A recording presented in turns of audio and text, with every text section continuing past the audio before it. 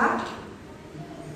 600 mil a pé, fora crianças e mulheres, somente homens. E junto com aquele bando que sai do Egito, sai uma multidão de camelos, de ovelhas, com todo o tesouro que tinha lá no Egito. Eu quero dizer, o Egito é lugar onde Deus providencia provisão e te dá abundância. Você pode trabalhar lá assim. Sabe quem foi para o Egito? Sabe quem mais foi para o Egito? Sabe quem? Jesus! Jesus foi para o Egito. Sabe por quê? Porque lá onde ele estava, Herodes queria matá-lo. Herodes mandou que os magos fossem lá e contassem onde estava o menino. E ele queria saber onde estava porque queria matar Jesus. Sabe o que Deus fala? Vai para o Egito. Eu providenciei lá um lugar. Esconde o menino lá e só retorne. Preste muita atenção. Qual é o problema de ir para o Egito?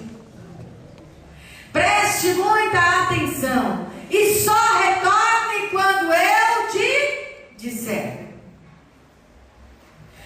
Eu quero dizer duas coisas para você. Para eu ir para o Egito, eu tenho que consultar a Deus. Deus, eu posso ir lá? E Ele então vai te dizer: eu estou abrindo uma porta lá para você, pode ir. E você vai. Só que é até a hora que eu te disser. Chega, sai daí, volta. Por quê? O que aconteceu com Jacó foi um problema sério. Jacó estava enfrentando uma grande fome. Vai para o Egito. Chegando lá, ele começa a gostar do Egito. Ele tinha uma terra separada no Egito. Gozém era a terra. E quando ele se adaptou ao Egito, ele ficou no Egito nada mais, nada menos que 400 anos. E aí, para tirá-lo do Egito, Deus teve que fazê-los escravos. Deus teve que arrancá-los com mão forte.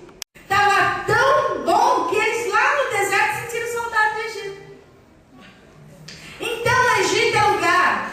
Eu quero dizer para você, meu amado, minha amada, Egito é lugar onde Deus providencia a provisão para você.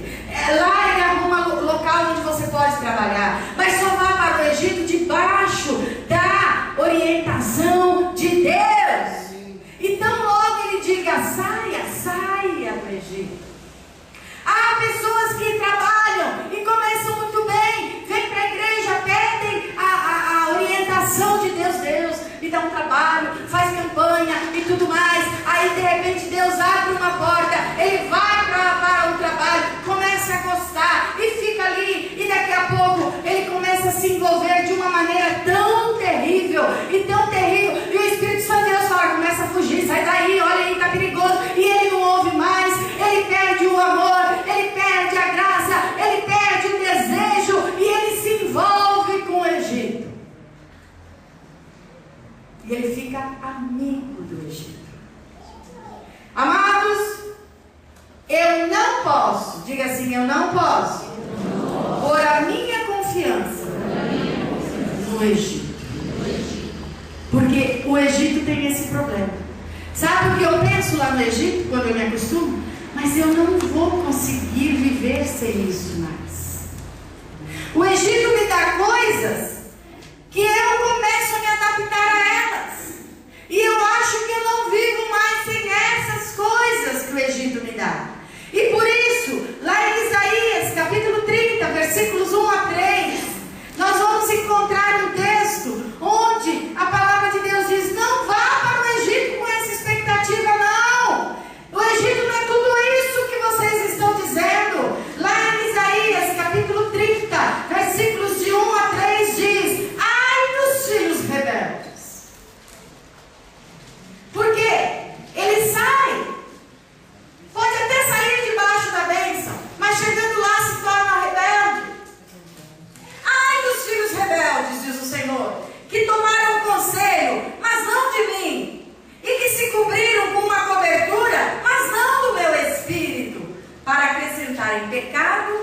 pecado. Que descem ao Egito sem perguntarem a minha boca, para se fortificarem com a força de Faraó. O Egito tem essa possibilidade de que eu começo a ficar forte no Egito. Eu começo a me adaptar ao Egito e gostar do Egito. E aí então, a Bíblia diz, para se fortificarem com a força de Faraó e para confiarem na sombra do Egito. O Egito acaba sendo um lugar muito gostoso. E eu posso esquecer do Monte Sião. E eu posso, pior ainda, optar pelo Egito. No versículo 3 diz: porque a força de Faraó se vos tornará em vergonha, e a confiança na sombra do Egito em confusão. Se eu pôr a minha confiança no Egito, se eu me adaptar ao Egito, sabe o que o Egito vai tornar na minha vida? Uma confusão e uma vergonha. Eu sairei de lá envergonhado. Deus terá que ir lá me arrancar correndo à força, levantar pessoas que possam ter esse poder de me convencer que lá não é meu lugar. Eu não posso colocar a minha confiança no Egito. Mas o Egito é um local onde Deus providencia a provisão para o povo dele. Amém, igreja? Amém.